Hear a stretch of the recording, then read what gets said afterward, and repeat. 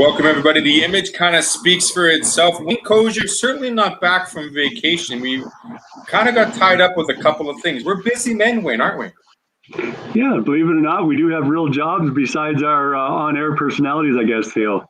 There it is. So you've got a very big weekend upcoming here with the Des Moines Buccaneers of the United States Hockey League. You've got one of your camps starting on 24th to the 27th of June. But let's talk a little bit about some pathways to junior hockey for some players and give us a little insight and some clarity, if you will, Wayne.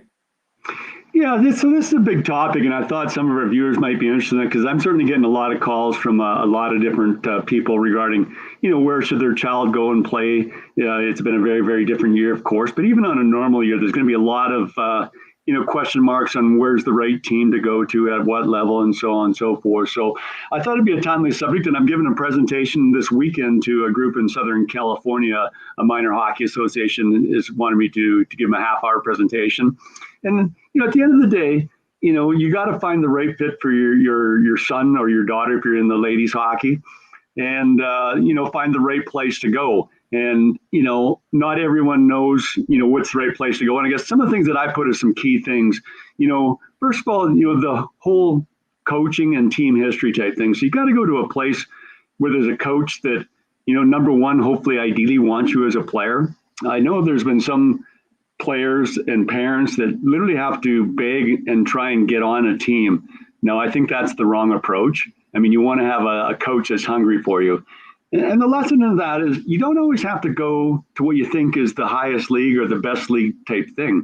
So in the case of, maybe you can be playing junior B in the BC Kootenay Interior Hockey League, right?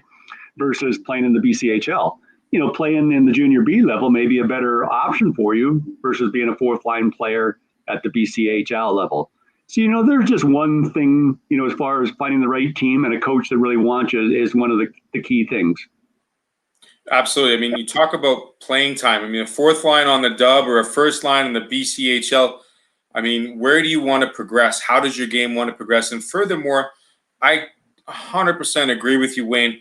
It's nothing like trying to be begged on a team as a coach versus having a coach like someone that really would want to have you on the team. And there's two different scenarios there. And as much as you want, as I'll say it this way, as much as mom and dad want you to be playing at the most premier level, you as a player should also have a way in and saying, I would feel best here, or I best fit here. I feel more comfortable here. I look at my skills improving here. Absolutely. And that goes back to the point, Theo, that, some parents mistakenly think that by playing at a higher league, it's going to make their player more attractive to the next level. Now, whether the next level is the WHL, pro hockey, or whatever, but there's nothing that can be further from the truth. The player's got to play at the right level that's right for his development and where he can get key minutes. And by key minutes, I mean playing power play, playing penalty kill. Probably if he's a forward playing on the top six or a defenseman playing top four, or a goalie where you can be the starter type thing. You need those key game minutes. I mean, you can practice all day, and I mean, there's certainly is value in practice, but getting that experience in game action in those key situations is what's going to make you a better player and, get you ready for that next level. And as well as it being a well-rounding of a player for you, a little bit more of a knock on the reset button to get the ego in check, if you will, thinking, okay, you know what? I want to play more minutes. I think I'm this 2-point-a-game player, but my defensive game is struggling. And when you get it put into that bottom six forward, you get part of the PK, that gives you a secondary option to be more attractive to other teams that be looking for players, especially now when we look at the NHL. We look at these 4 teams that are playing right now. A lot of them have great players, but a lot of them have great two-way players. And they're able to play north, south. They play a body game, and they've got a complete game. Not a compete game, but a complete game. That's a great point again, Theo, because, and I'll use the WHL as an example. So, the WHL, they have the Bantam draft. And so you see these 14-year-olds that are drafted and, probably are going to be dominating at the Bantam level, can just literally skate by other players and stuff. But when they get to that WHL level within the next year or two after that draft, they're typically going to be starting on the fourth line. And so the fourth line is typically a checking line where you have to play that 200-foot game, have a defensive side of your game. And, a lot of players struggle with that. And, they're used to having the big minutes, just doing the offensive thing. And at the end of the day, you got to learn to accept that role, display your defensive game, get the trust of the coaches, and then you'll move up the lineup and type thing. And so that's one thing for players to really, be aware of, and parents, and try to build that into your game as soon as possible. It's only going to benefit you.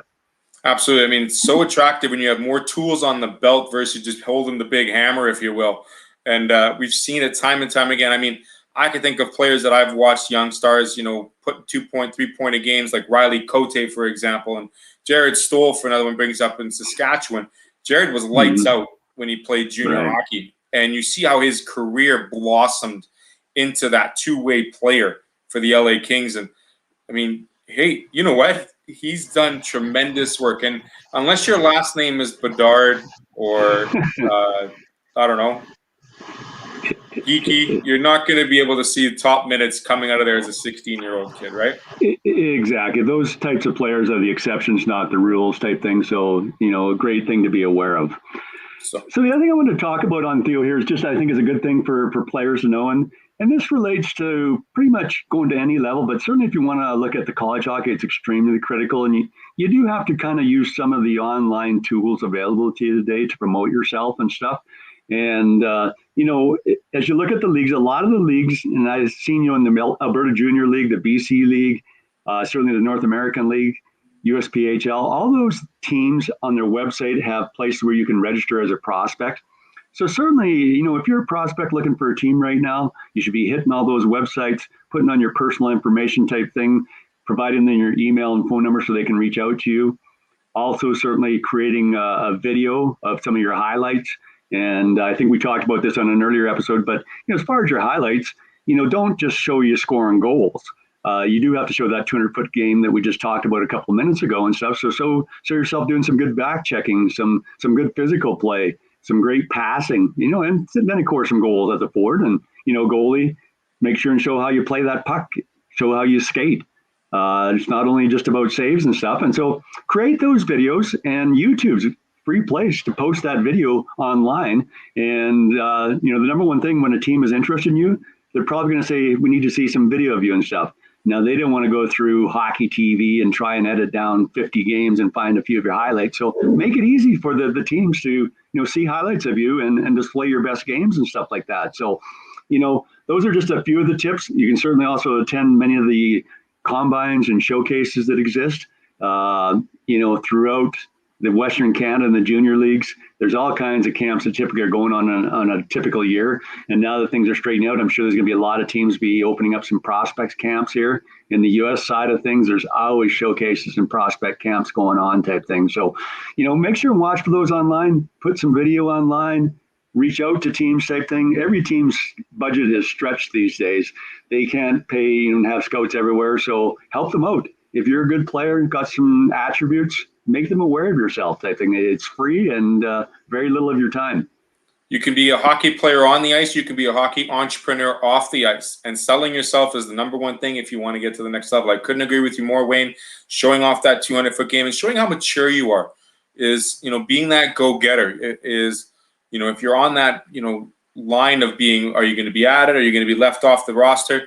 That just puts you that much more in front of that next player, showing that you are that go-getter. Absolutely. Couldn't agree more, Wayne. Now, we're going to touch real quick, unless you got something else to add to the prospects ideas.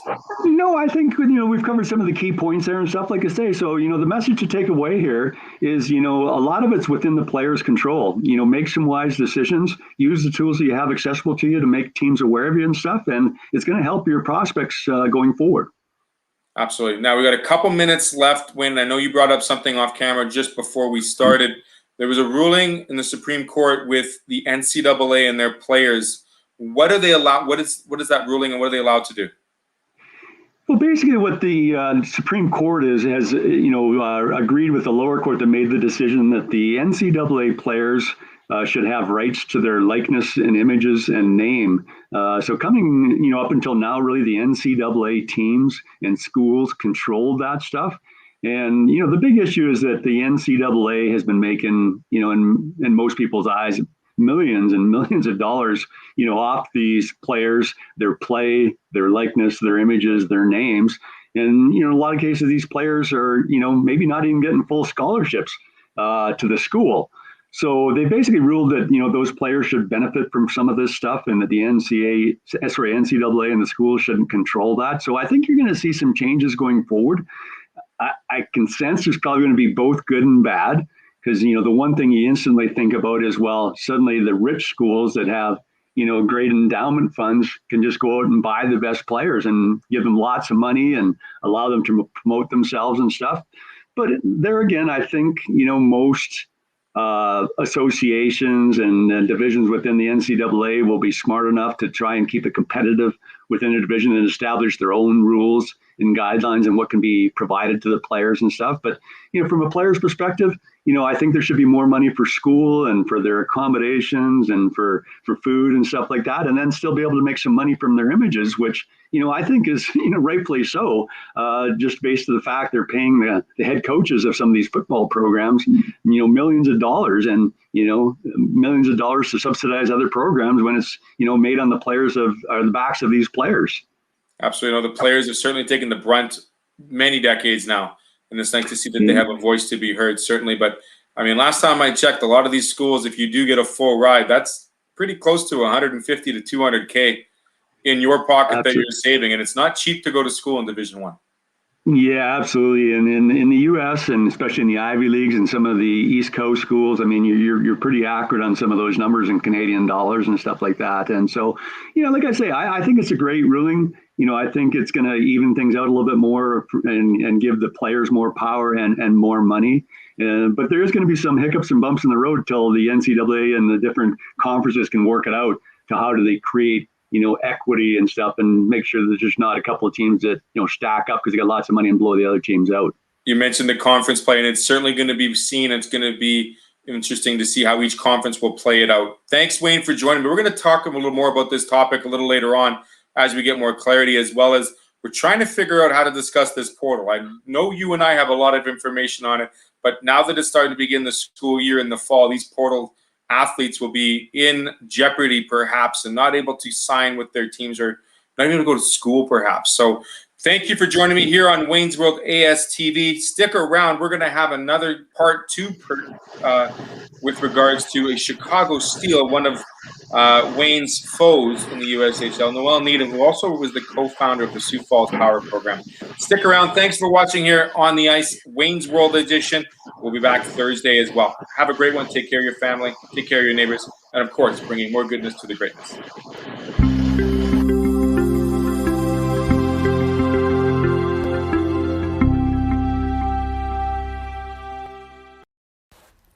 Welcome to Pilot Mountain Hockey Academy, your world-class academic and hockey training facility created to maximize each student's athletic and academic potential.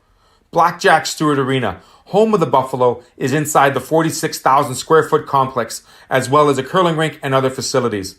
The students have a unique combination of successful, well-rounded education at Pilot Mountain Collegiate Institute and the professional hockey training in an encouraging community.